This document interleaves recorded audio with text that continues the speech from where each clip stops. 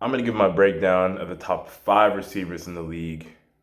Spoiler alert, number 1 is not Cooper Kupp, and I'll explain why.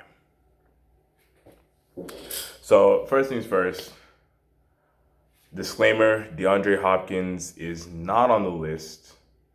He was injured this past season, so he didn't really get a full season to display what he can do, and he's going to be suspended for the beginning of next season.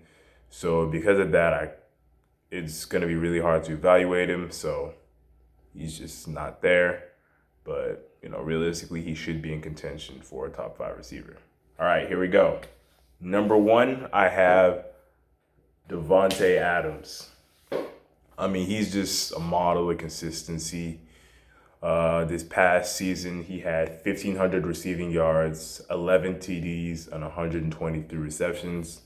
And last season, he led the league in touchdowns with, I believe, 18. And he does all this while getting double teamed. Caveat, he does have Aaron Rodgers throwing him the ball, but still, I mean, when you're getting double teamed and you're still able to put up these numbers, you deserve a lot of credit. And straight up, he's probably the best route runner in the league, straight up. Number 2, I have Cooper Kupp. This season, he won the Triple Crown, put up over 1,900 receiving yards, 16 touchdowns, and 145 receptions. Let me just tell you, put into perspective how impressive the Triple Crown is, especially with these numbers. Not even guys like Randy Moss, Terrell Owens, Calvin Johnson, Julio Jones, Antonio Brown, none of them have won the Triple Crown. So this is putting him in the same conversation as someone like Jerry Rice. He also went on to win Super Bowl MVP, and he maintained his production in the playoffs. In fact, it may have only gone up.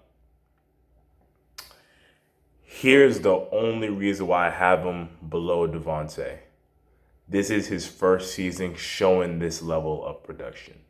Yes, he's been a very good receiver before, but this is his first season being a truly elite receiver, whereas Davante has been for years. But if he continues to put up numbers, close to this, then yeah, I will give him the nod. Number 3, Tyreek Hill, the cheetah.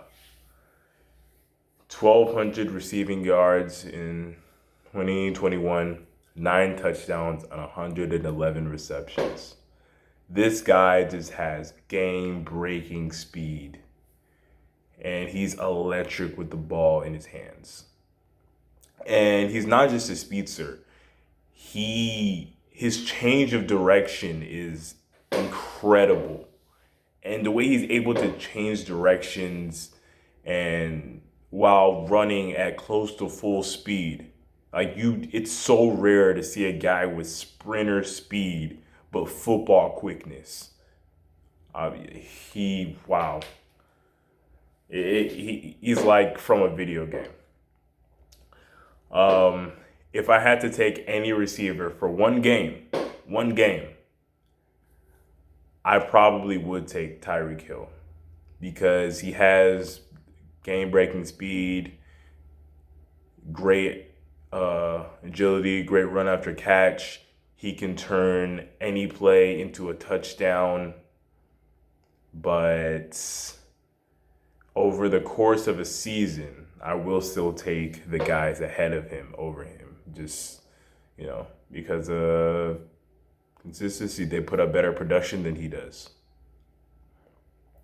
So number 4, we have the guy who went from purple and gold to purple and gold, Justin Jefferson. This season, he put up over 1,600 yards, 10 touchdowns, and 108 receptions. This is someone who had an amazing rookie year and came back even better. Now, this is rare.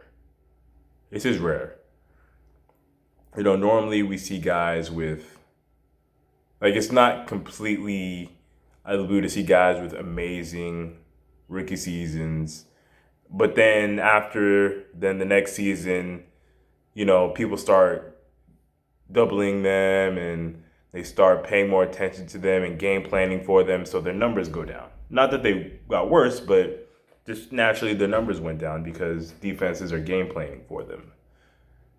Justin Jefferson got even better somehow. So he's a receiver could possibly be transcendent. This is one of those starts that is looking to be transcendent. And he has, no offense to Kirk Cousins, a mediocre quarterback throwing him the ball, whereas the guys above him, their quarterbacks are elites or borderline elites. And next, at number 5, we have Stephon Diggs. And not to throw a dig at Stephon Diggs, but Kirk Cousins was the same QB that Stephon Diggs was fed up with. And Justin Jefferson is putting up these same numbers with him. So Stephon Diggs finished with over 1,200 receiving yards, 10 TDs, and 103 receptions. The season before, he was arguably the best receiver in the league, and he helped unlock Josh Allen. Before Stephon Diggs, Josh Allen was low-key looking like a bust. And then all of a sudden, in 2020, Josh Allen just became this demigod of a quarterback. So a lot of the credit does go to Stephon Diggs there. So here's some honorable mentions. Deebo Samuel. The guy is basically a running back with the ball in his hands. He had over 1,400 receiving yards this season. He just recently got paid. It's a key part of the San Francisco 49ers offense. Just didn't quite make the cut. Jamar Chase, a key part of the Cincinnati Bengals offense. Over 1,400 receiving yards.